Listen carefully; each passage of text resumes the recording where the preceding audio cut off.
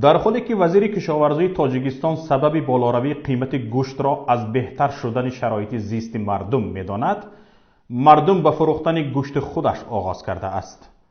انیق‌ترش تاجیکستان به یک بازار فروش عضوهای انسان مبدل می شود. تنها یک اعلان نشر کرده سایت تاجیکستان تایمز بزرگی فاجعه رسیده به کشور را نشان داده است. این سایت درباره امیده عبدالله و 29 ساله ساکن ناحیه یاوان مادر 4 فرزند نوشته است که می‌خواهد برای طبابت پدرش یک گرده اش را فروشد. پدرم قبلا 200 تومانی نفقه می‌گرفت، اما چند مدت از همین نفقه ناچیز هم تماما محروم ماند. با کوشش آوارگی‌های زیاد دوباره نفقه پدرم را برقرار کردم. عین حال این پول برای طبابت کردن یک طرف ایستاد، حداقل برای روزگذرانی نمی‌رسد. از همین سبب برای طبابت پدرم می‌خواهم یک گرده‌ام را به فروش گذارم تا شخصیتان خاندانمان را از دامن مرگ نجات بخشم. سایت تاجیکستان تایمز هم با آوردن رقم تلفن امیده نوشته است خواهشمندان می‌توانند برای خرید گرده‌اش با او در تماس شوند.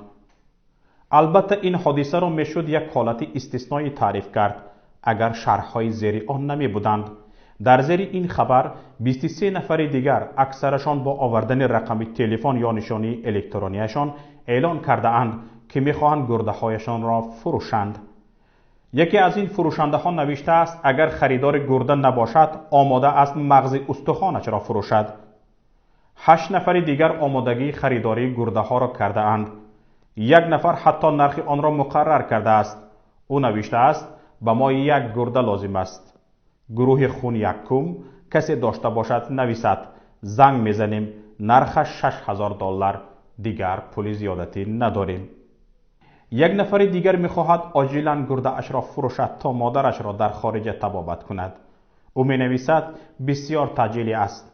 با این مبلغ میخواهم مادرم را در خارج طبابت کنم. خواهش میکنم بسیار تعجیلی.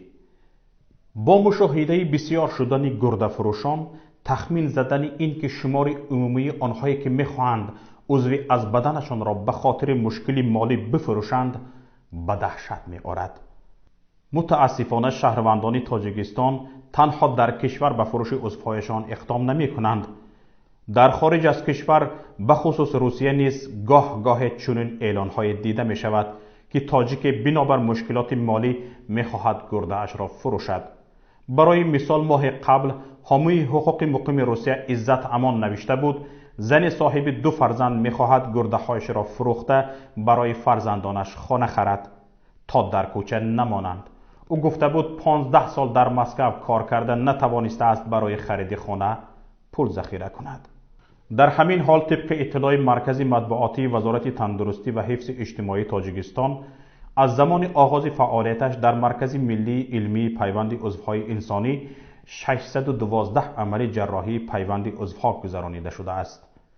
تنها در 6 ماه سال جاری 56 جراحی پیوند گرده ها و 6 جراحی پیوند قسم های جگر عملی گردیده است.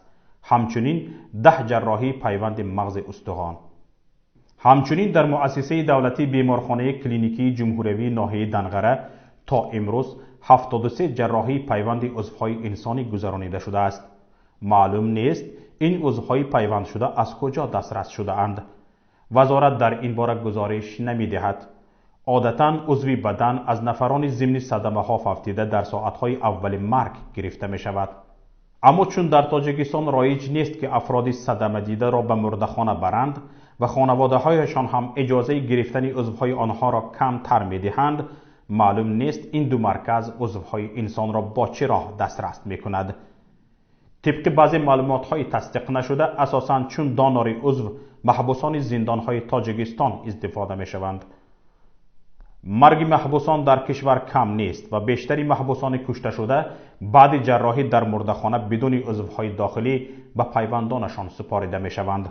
آخرین مثال این محبوس هلاک شده ضمن انتقال از خوجند به دوشنبه صالح قدم گلمرادوف است که طبق اطلاع نزدیکانش بعد 5-6 ساعت فاجعه جنازه اش را به آنها تسلیم کرده اند، اما عضوهای درونیش گرفته شده بودند.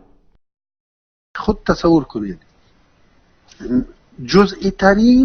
در جزئی ترین ساحه ها همین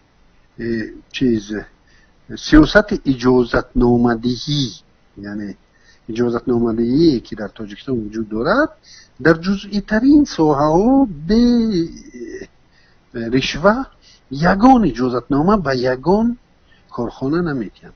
طبیعی است که همین نفرانی که همین اجازت نامه رو به چنین جراحی گرفتن، البته که در سطح بالاترین پشت و پناه دارند.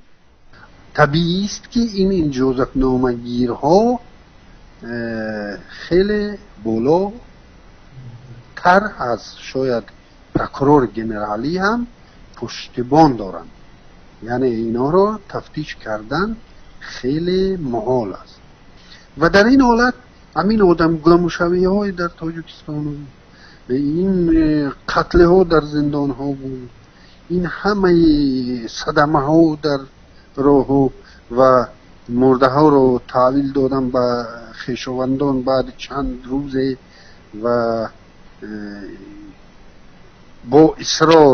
باز اصرار ورزیدن که اونا رو نکشوده به خاک سپارد. یعنی این باعث خیلی نگرانی است و در چنین دولت هایی که در آن قانون میورین وجود ندارد، در چنین دولت ها دست زدن به چنین جراحی ها، این خودش از نگاه من جنایت است، چون هیچ کسی کنترل کرده نمیتواند که از کجا این عضو پیدا می شوند، چه رقم پیدا می شوند و با کی و با چه نرخی با چه قیمت فروخته می شوند. طبق معلومات وزارت تندرستی، قیمت پیوند گرده در مرکز ملی علمی پیوند عضوهای انسانی 48,000 سامانی معادل $5,000 و قیمت پیوند جگر 118,000 سامانی معادل $12,500 را تشکیل می دهد و همین گونه تاجیکستان یکی از ارزانترین بازار عضو انسان در جهان است.